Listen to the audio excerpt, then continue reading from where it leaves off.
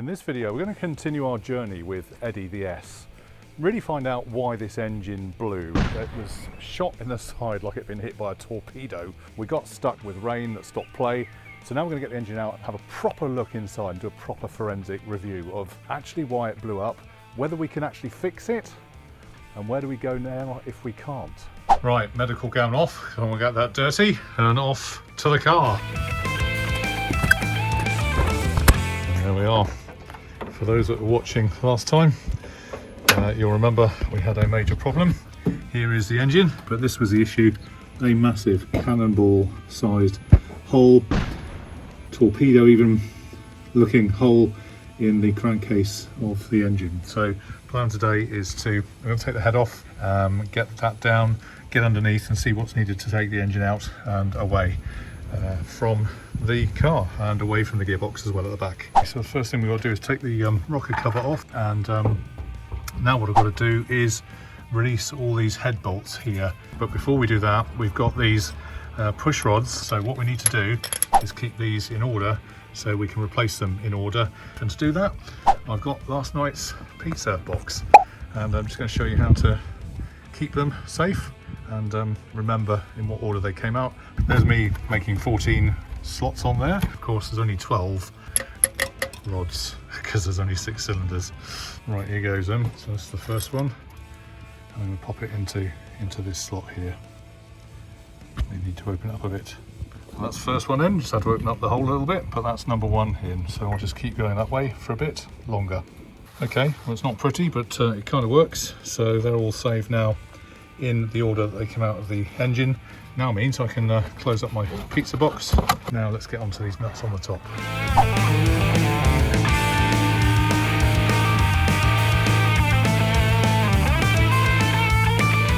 But what I wanted to share with you now was a very nasty surprise. Now we knew we had a cannonball hole before, but you can see the top of the engine now, and certainly the first couple of cylinders look okay, but you will not believe what you're about to see. Okay, we knew it had been exocetted down the side, but have a look at the 5th piston, and I think you'll see with me, oh my goodness me, what the heck has happened there. That, for those that don't know, should look something like that. Top of the piston head, that is. I've just had my finger in, and you're seeing this as I do it. Literally, it is loose in the bore. Oh, actually, no, it isn't. Oh, it is moving. It is moving. Okay. But clearly, that's half a cylinder piston. I don't know where the other half is. Perhaps that's down in the engine somewhere. Look at that. That's absolutely exploded into smithereens. And in fact, just with a little pick about in here, you can now see the top of the piston just came off and fell on the floor. That is what remains of the top of the piston, and that should be joined at the top, and clearly it isn't. It looks pretty minced to me. And back down the hole there, that's the crank shaft. You can see right down the bottom of that hole. That obviously is probably not in very good condition either, given that the con rod shot out the side. That's presumably what we left up the motorway outside Scotland on the way to Gretna Green. So I think we're looking pretty serious here. I think wishing to save the engine might be a little bit ambitious. We'll have to see. I thought I'd be really lucky if this ever went round again, but I'm just turning the handle here. But actually, it's turning over quite well, considering the rest of the engine seems okay. So that's positive. The 5th bore is scored to hell, but you can see there, it's turning over really nicely. Interesting to see if the crank still goes around, which it does. I don't know what shape that's in. We'll have to have a look, get the bottom off in due course and have a really good look to see what we can see. And I must admit, I thought this was a bit strange because this exhaust downpipe has been waggling about quite loosely for a little while, and on further investigation you will see here there appears to be a rather bodged exhaust, because someone has bodged it with gun gum or something. Looks like the tailpipe's hanging off the back there somewhere, right underneath, and has been bodged. So it looks like I have to get a new exhaust at least, but that looks like a complete bodge that was there from before, which is very annoying. So that's my next job, get that out of the way. Okay, so after much fumbling about underneath. I've managed to get the exhaust pod out, and then down the back end, which is how it's laid on the car. This pipe doesn't look too bad actually. It may be that the tail box is knackered, that's why it's got that gun gum around it. Just see, let's just go and have another look underneath and see what we can see. Okay, that looks, because it's actually, the exhaust actually goes through the trailing arm, the chassis at the back. Looks like it's been bodged on there from what I can see. So until we get the back box off, I can't really tell whether that's knackered or not. Right, progress report. Arry's busy underneath, so all going to plan, and I think I need to get the engine crane out, I'm told. Okay, so the engine crane is ready. One comment we had online from Adam, I think it was Adam Work, to say that this engine crane didn't look man enough. And if it doesn't work, I can always get this guy. Yeah, I'll help, Tony, I'll lift it for you. But we shall see. And we've discovered there are 2 bolts really hard to find right at the top of the engine here, right up there. I know it's somewhere down here. No, I can see a hand. Is that being supported yet? Yes it is, love, yes it is, don't worry. I'm nowhere near the engine, I'm near the bloody back seats. Yeah, he's doing all right. Right, so in luck now we have both of them off. Well done, Arry, that was a team effort. Mostly down to you. I use the words I want to use for that. That was a right fiddle. Anyway, he's got them both off. So now Duke away for safety. Okay. And we will start to move this engine forward. Okay, so we've got the sump off, and I'm reliably informed that is, yes, I think it is, a conrod. What's left of it? Oh, so we haven't lost all of it down the motorway. There was a bit left. So that was the top of it, wasn't it? That goes into the piston, and that's the bottom end there. Oh my goodness me. Well, at least the bottom's off. And we found yet another bolt at the top of the engine. So we're going to somehow get that off before the engine will come free from the car. So, now what we're going to do about that, Arry? Testing our patience, isn't it? And the top tip is not to have such long straps, Arry. Shorten them so we can get higher lift out over the front of the car.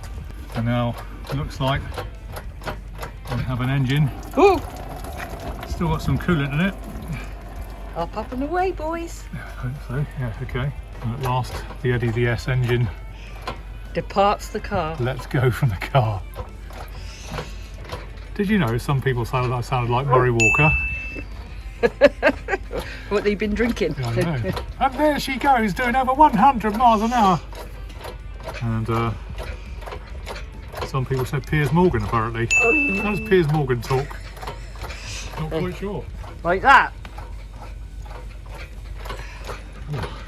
And there he is, Harry himself. Yeah, well, love. I think you're clear now. We can probably pull back. Alright, you hold the block. Yeah, I'll go at the block. Careful, careful, boys. Go. Okay, get the dog out of the way. Go on, Duke. He's alright, he's gone. Careful, Harry. Should just fall through, shouldn't it? Okay, we're on the move for a sec. Whee! You just Keep going. block. Yeah, block's fine. Can you Just move keep the- going. No, I can't. I want you to move that pillar. Go on. You can let go of the block. Sorry. You can feel the stress.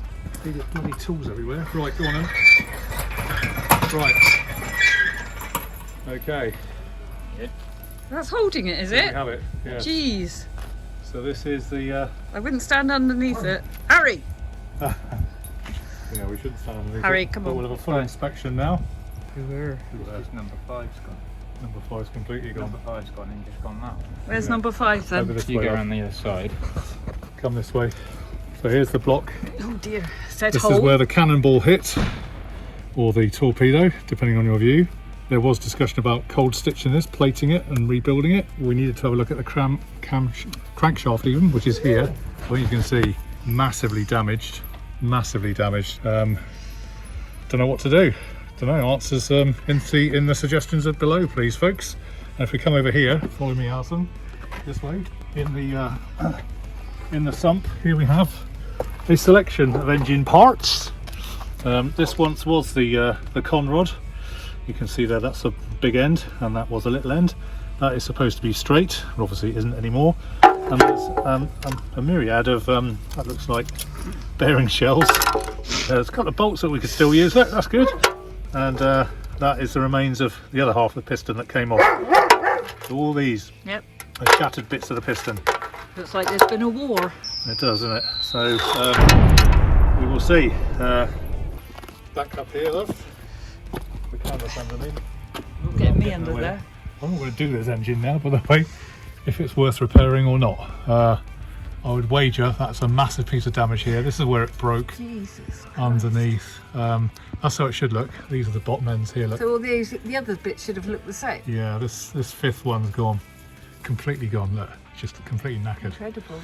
So if you want to leave your comments in the descriptions below, what do we do? Do we fix this? Get rid of it. Don't do that. Do we fix it? Or do we get another engine? Alright, so there we are. Eddie the S engine is now departed from the engine bay. Thank you to Harry for all your hard work. I guess the even harder work now begins in It's not going to go now, is it? putting another engine in. I've been here before with the previous 2500S. It's a familiar sight. So now I really don't know what to do. Where do you think I can get a new engine from? Even if I could get one. 2500S's, rare as hen's teeth these days, aren't they? 50-year-old car, pretty well. Let us know.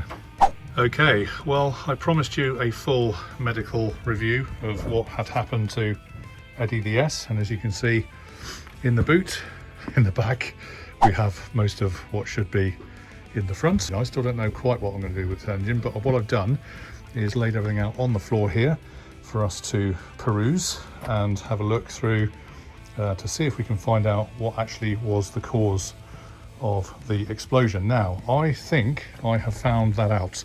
If we start with the engine block, you'll see here loud and clear the evidence. The side blew out of the engine and there's a massive, great fist-sized hole. We know that.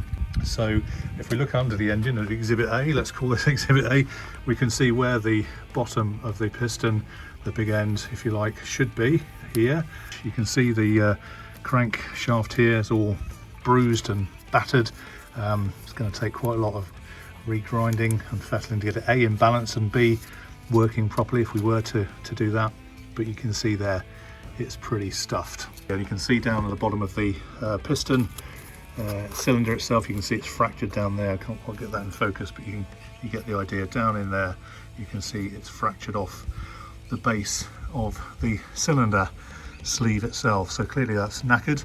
And if we have a look around here, you'll see the cylinder itself again is not in good condition at all, scored down the side to heck, and clearly would take a lot of regrinding and cleaning out. Sadly for the engine, everything else seems okay. It's just that one cylinder that's gone. So that's the engine. One theory is that the cylinder head itself was at fault. Maybe a valve had blown or something had gone wrong there. But on the face of it here, I think you can see all valves are present and correct. No obvious damage to the rockers. Looking at this more closely, I didn't spot this when I first looked at it, but can you see the first three cylinders here? 1, 2, 3, probably look about right to me. It's a good golden brown, even burn kind of arrangement. However, the back three cylinders do look quite oiled up. So 1, 2, 3, whether that's to do with a badly adjusted carburetor and the mixture has been wrong, or some other cause, I don't know, but these last three cylinders, 4, 5 and 6, are definitely more oily and gooey than the front three. I think you can really see that now. I hadn't spotted that when I got the head off. The actual face of the head looks all right. There's no obvious damage to the fifth cylinder head, as far as I can see. So that's this one here, and looks okay. Valve seats seem okay, and not too bad. Don't think there's anything obvious. There's a crack there or not, can't see that well. It doesn't look too bad to me, but obviously whatever we do with this engine or the head, and perhaps we can save the head if not the engine, yet to be decided what to do, then I'm hoping that the head will live again at least, and we could use that. So there we are, that's the head. Not looking too bad, weighs a ton, but we can have that properly looked at. The only caveat with all of that was that I think the fifth or sixth push rod here was, and you can see this here, look, slightly bent. Now, is that the cause or is that the effect? Is that the cause of something going? And these take an enormous amount of pressure, obviously. They're up and down like thousands of times a second, but they do need to be dead straight, of course, because they're pushing these rockers up and down thousands of times a second, or minute rather. And clearly you can't afford to have a bent one, as you can see that one is, and shouldn't really be used. Well, we won't use it again, we'll get a new one for sure. That was the only one that seems to be out of key. All the others seem to be quite well straight and in order. So that's exhibit A, that's exhibit B. I guess that's exhibit C, Your Honour. And there's definitely a telltale wonky push rod there. Whether that's the cause or the after effect, we don't know, as we've just said. So that's great. So far so good. What about oil pump? A few people have written in and said, oil pump's all well and good, Tony, but has the oil pump failed? Well, we've taken it out and removed it from the base. That seems okay. It doesn't seem to be out of order. Bit damaged on the facing maybe, but not enough to damage the engine, I wouldn't have thought. You could understand if the oil was drying up, then that would make the top end of the engine very dry, could cause perhaps a bottom end bearing to get hot and break up, and that might explain it. Exhibit E here, we know the consequences of what happened because I've shown you this before, and I've just laid it out a little bit more so you can see it better. You know, the detritus that's in the base of the oil down here, and it does look a bit milky and oily, probably because that was the engine blowing and everything going wrong after, and may have got a bit of moisture in it when we're taking the car apart. But you can see here what was the connecting rod, or the con rod, and I think I've shown you this before, but that is the base. That's where one of the bolts should affix, and I'll come back to that in just a second. You've got various bits of piston here, so that's half the piston there. That actually is one of the piston rings that has snapped, and the rest of them are down in there, or up the M74, not quite sure which. And in fact, coming back over here, what we found in the bay in the first video we ever did, at the end of that video, if you remember, was this bit of plate. So that's the part of the plate that came out of the engine. And I just tried to fix this earlier on, and it appeared to fit into here. The rest of it is missing, or dead, presumed dead, up the motorway. But I think you can begin to see the shape of what actually shot out the side now, so that's potentially something we could cold stitch, he says confidently. That could be stitched back in potentially, or somebody wrote in, one of you guys wrote in very kindly and said actually you could almost make a big plate and plate it down and cause it and cork it, make sure that you tap in some bolts and hold it that way if you were to use this engine again. Even the bottom end that we found outside of the car, that would have come from the base here. That's from whence it came. That should be there with the fifth piston attached to it by that con rod, and the bits of piston you can see there which are smashed to smithereens. So that should have been a location. Now, big reveal, guys, big reveal, because at the bottom of the piston is this big end cap, in which there's a bearing, obviously. Should be 2 bolts, and I'll just show you those right now because I think this may give us a bit of a clue. Now what I've done, I've laid out the piston that has blown in schematic order, I think they call that. So this is the bottom end that goes on the crankshaft. This is obviously the bit that dovetails into that around the crankshaft, if you imagine that. Obviously it's twisted to heck. This then comes up to the top of the piston, and that's the gudgeon pin, I think they call it, which then mounts the piston on top, and that should be sitting kind of on top of the cylinder, obviously the sleeve down. So that's how it should work, and you can see here various bits of detritus and piston rings and piston that's left here. Now, on close inspection, clearly this is the bottom end of the piston itself. It is twisted to heck because obviously it shouldn't be that shape, it should be more circular, and the bolts in the bottom there, which would hold here, in fact there's one bit snapped off there, you can just see, is where those bolts should go in. All right, so we've lost the other leg of that, but we've got half a bolt in there. Now I would suggest that that is the bolt that comes from here, this side, because you can see it snapped off there in the hole itself. So it would be something like that through here, holding that to that. That's how it should be. All right, and obviously there should be another one this side if it wasn't so bent. Now the other one, And here is the big problem, I think. If you look really closely, just have a look at the thread on that top of that bolt. And bear in mind this holds the bottom end to the piston and the conrod. What can you see about that thread at the top there? And for those that I'm sure know this already, you can just see that bolt has been put in and threaded. Top bit here, just here, can you see? Threaded. So if that was threaded, it means that it probably wasn't gripping that well through this bottom end bearing that's on the bottom of the piston.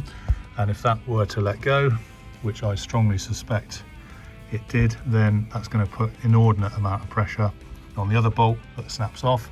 And then before you know it, this is going around at thousands of miles per hour and also thousands of revs per minute.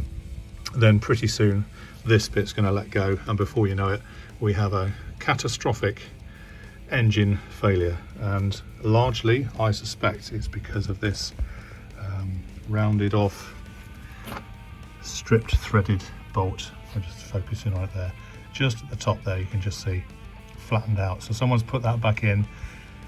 Maybe they knew, maybe they didn't know. It's rounded off, it's threaded, and they've left it, and then sooner or later that was going to go, and exactly that's what happened to our car. No wonder we had so much bother. So in summary, the cause of all this angst, of all this destruction and dreadful incident that we had, the engine went boom, we think, when it all came down to one little bolt here that had been put in, cross-threaded, which let go. I've also decided I'm going to take this to an engineering shop just to see if they can do anything with it. I'm also going to take this exhaust flange down as well, because like the bottom of the engine bolt, that is threaded and didn't have a nut on it, I don't think, when we took the exhaust off. So if I can get a new pin, a new stud put in there, then I will, because that will save a lot of hassle when refitting. Now just got to get it back into the car. Okay, so there we go, we got the engine out as we promised we would do. It's taken a heck of a long time. I'm sure we've not done it as it should be in the textbook, but nevertheless we have prevailed and we have got it out. And I'm now going to have to take off bits and pieces, I guess, depending on what we want to do with it. Clearly it's injured, and I'm not quite sure whether we can actually fix it or not. I'd be really interested in your opinions and your views if you want to leave them in the comments below.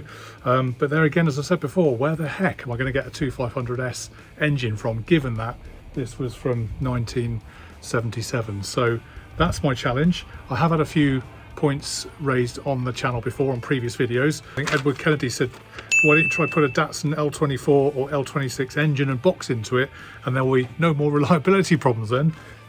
Yeah, that's an idea, I suppose. Lewis72 said, I say get a Jaguar XJ6, I think he means, or a V12 in it. Yeah, that's great. Can look at that maybe. And Adam Wirt said, put a Stag V8 in it. Now you're talking. I don't know, we'll have to see.